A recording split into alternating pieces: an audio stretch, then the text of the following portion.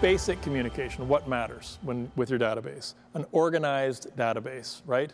Consistent communication.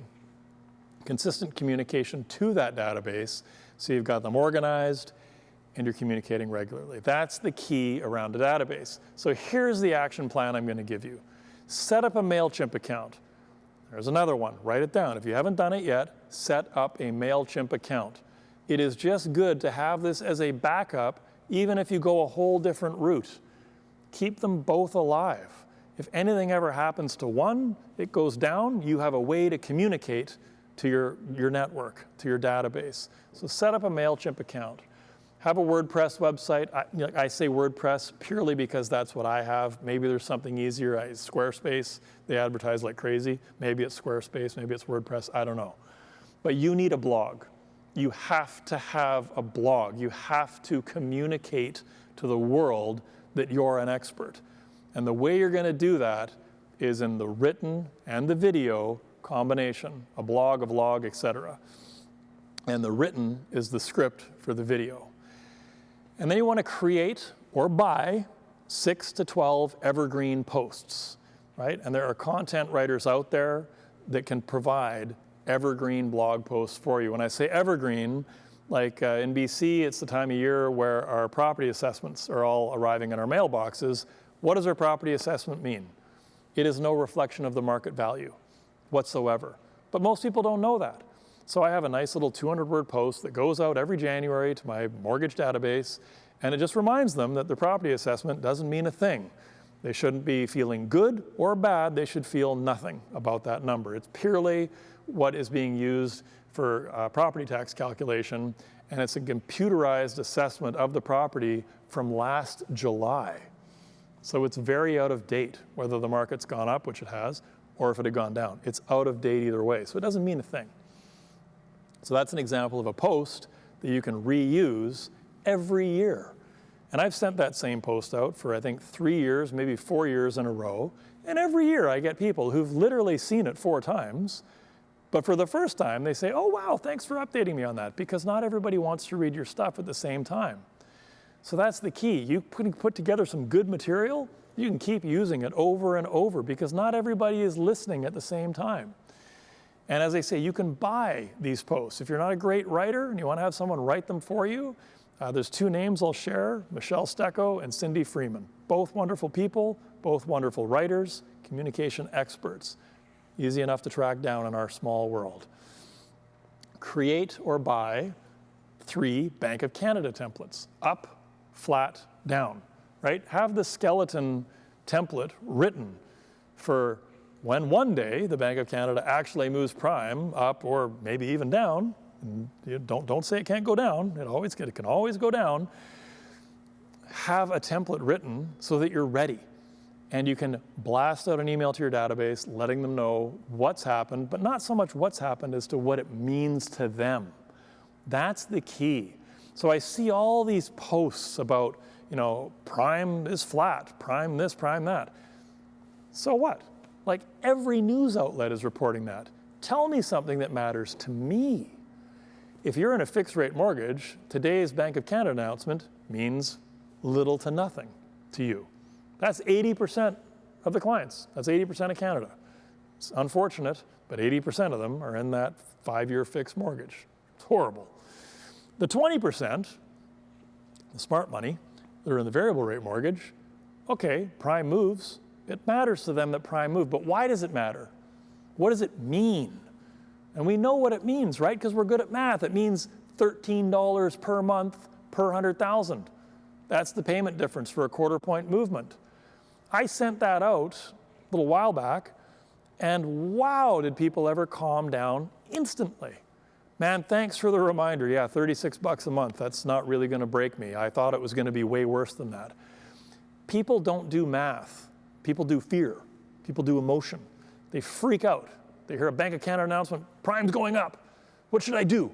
You're 2 years into a 5-year fixed mortgage. You don't need to do anything. But I'm worried, I'm nervous. About what? Prime's got nothing to do with fixed rates. You got 3 years before renewal.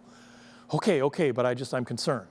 So again, get ahead of those calls, get ahead of those inquiries, with your content. Put your content out. Keep people calm in advance.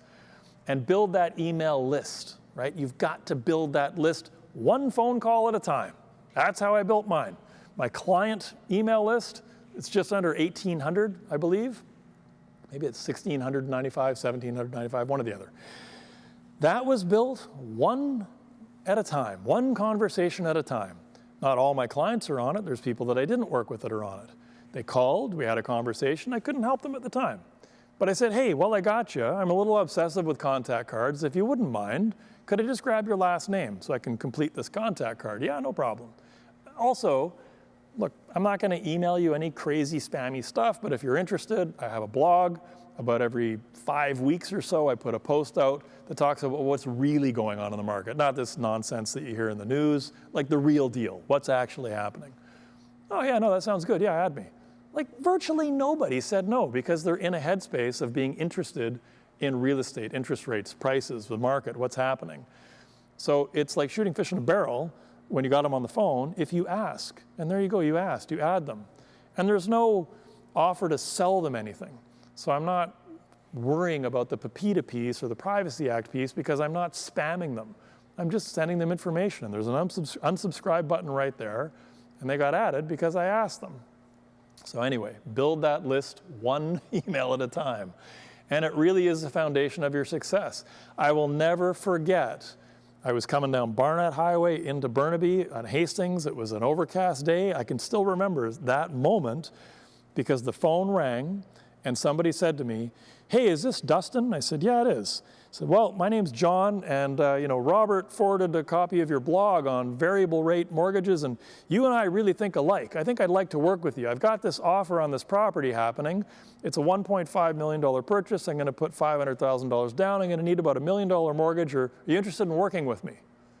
$1 million mortgage came to me because I wrote a post that one of my clients read, and he forwarded to somebody else, and that person decided they liked what I was cooking.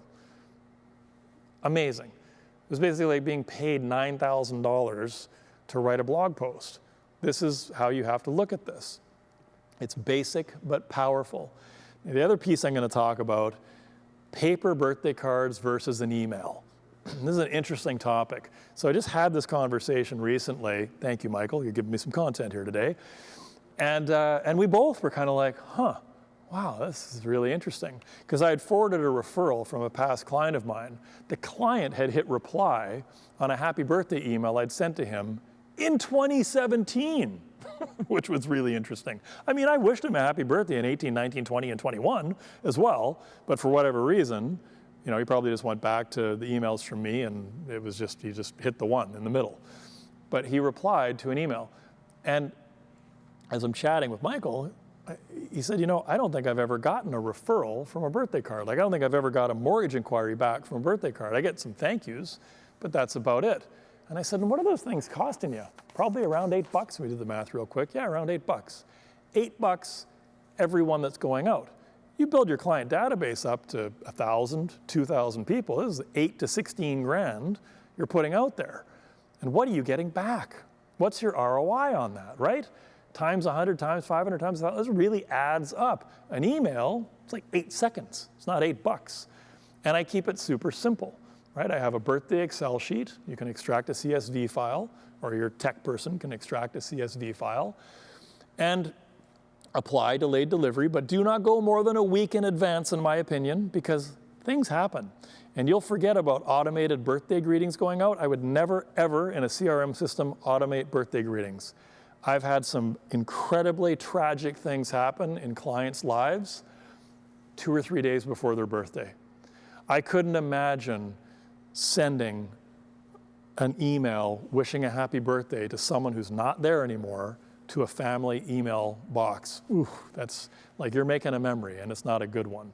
So 1 week at a time max for presetting delayed deliveries. Otherwise, just do them on a daily basis. It just becomes a little habit, and it's this simple. In the header, happy birthday, Michael. In the body, just a quick note to wish you a wonderful day, all the best, DW. That's it. That's all I send. And I consistently get numbers. Well, here's the numbers. I consistently get referrals from it. 934 people on my birthday list. I narrowed it down. I didn't want to wish everybody a happy birthday because I didn't want to spark a conversation with everybody. So 2.5 emails per day, 18 emails per week, 78 emails per month. That's how many happy birthday emails I still send out, even though I'm not brokering anymore. I still do this with my client database. And I get 2 to 3 replies per week out of the 18. So, almost 1 in 10 is replying. And it's usually just a thank you. But at least one every week is a mortgage inquiry. And out of those 4 inquiries in a month, one of them funds. One of them turns into a mortgage. That's the reality. 1 funds per month. And it's been 4 years since I've brokered.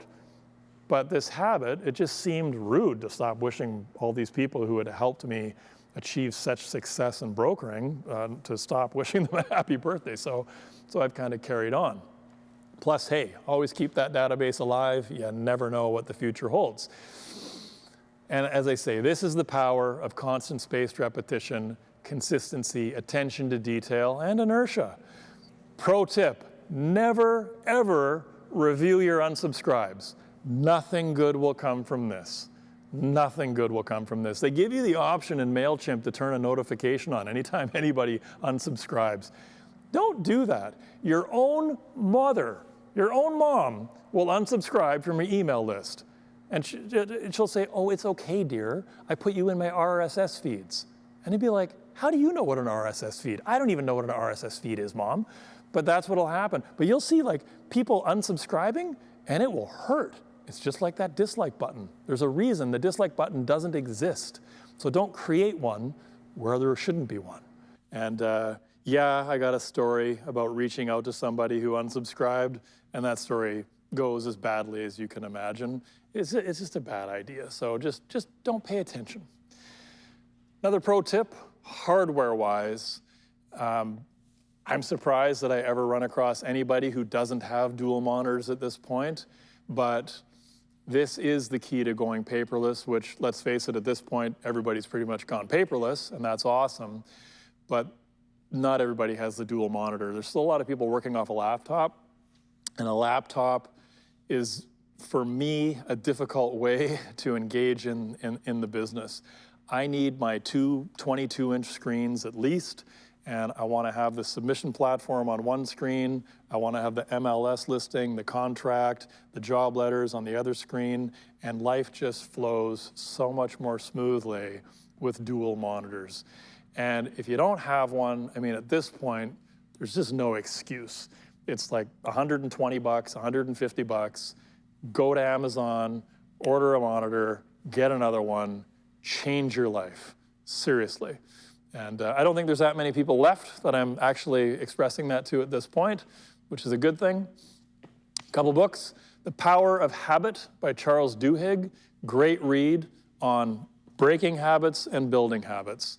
And 1,000 Raving Fans by Kevin Kelly, because that's what it's all about. That's all you're after, right? Cultivate your constituency, build that database, and don't worry about who's dropping off. Just keep filling that bucket and adding more in. That's the key.